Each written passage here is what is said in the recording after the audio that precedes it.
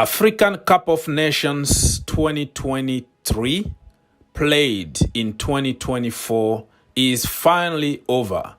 And congratulations to Ivory Coast, who won the tournament. Nobody gave them a chance when they lost against Nigeria and they lost also against Equatorial Guinea. They depended on Morocco to help them qualify for the next round. So they have to send some flowers to Morocco for helping them out. In this video, I am going to give you my 5 things I learned from this African Cup of Nations. Number 1, Africa deserves respect. If you look at the organization of this Afcon, amazing. Amazing stadiums, amazing pitches, amazing fans, amazing VAR, amazing officials. I didn't see many scandals because what we see on TV is always Africa this, Africa that. The pitches are bad, blah, blah, blah, blah. But this time around, nobody can complain about the organization. So congratulations to Ivory Coast for organizing an amazing tournament. Second thing I learned from the Afcon 2023, never give up in life. I'm going to give you a few examples of that. Sebastian Haller, the guy was struggling and fighting with cancer a few years ago. And today, he won the African Cup of Nations with his country, the Ivory Coast. Emilio Ntsu, Equatorial Guinea captain. Wow, what a story. 35 years old. He plays in the 3rd division in Spain as a defender, and he plays for his country as an attacker. And he finished Golden Boot in this Afcon. What a story. Never give up in life. Good things will happen to you if you believe. The third thing that I learned from this African Cup of Nations, they are not small countries in terms of football anymore in Africa. We saw countries like Cape Verde, Guinea-Bissau, Equatorial Guinea, South Africa, Congo. A lot of them made it to the next stage of the competition, and the so-called big nations of football didn't make it.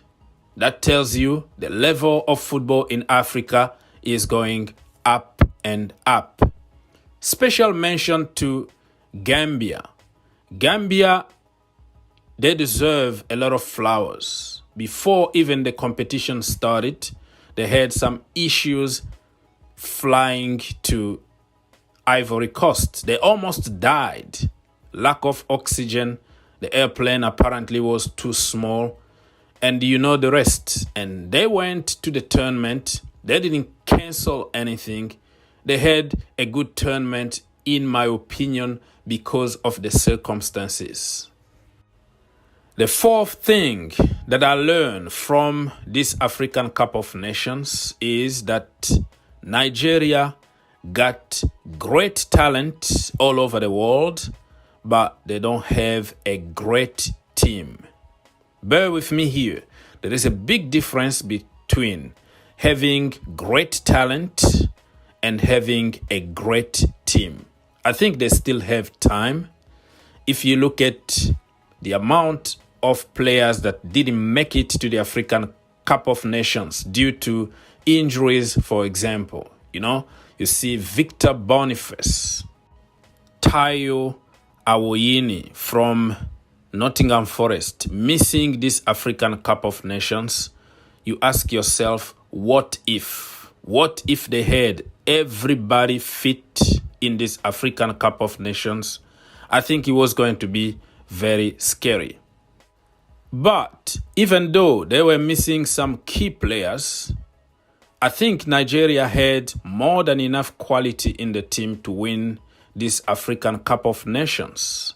And I have to tell you right now that I was so disappointed with some players that are always rated highly.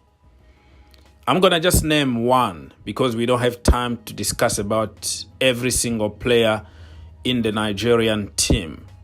Victor Osimhen, you know that he's been linked with Chelsea, Manchester United, Arsenal, and all the big teams in Europe. I think he's going to make a great move somewhere. And apparently he's very close to joining Chelsea because of the connection from John Obi Mikel, Didier Drogba, and the rest. Let's wait and see what's going to happen. My question is, do you think that Victor Osimhen worth 130 million? Because that is his release clause. Do you think that your team, I don't know what team you support, Arsenal, Chelsea, do you think that your team should break the bank for Victor Osimhen?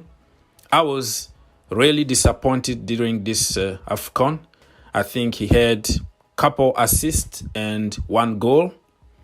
You know, he was okay.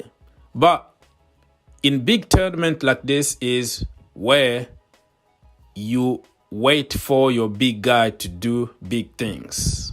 Mbappe, Haaland, Messi, Cristiano Ronaldo, they are always there. Big event, big tournament. They show what they can do. Mbappe scoring a hat-trick in the final of the World Cup.